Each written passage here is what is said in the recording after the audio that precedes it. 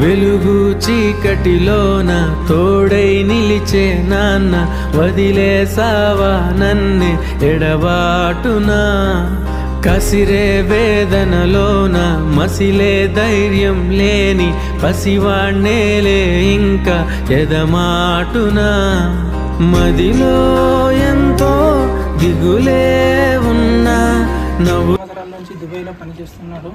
గత సంవత్సరం మా అక్క పెళ్లి చేసి దుబాయ్కి వెళ్ళాడు. గుండెపోటుతో హఠాత్తుగా మరణించాడు. 28 తారీఖు 2005 5వ నెలకు మరణించాడు. మా డాడీ బాడీ రావడం కోసం మా తండ్రి శవం రావడం కోసం సంజయ్ యాదవ్ కేటీఆర్ గారికి సహకరించినందుకు ధన్యవాదాలు.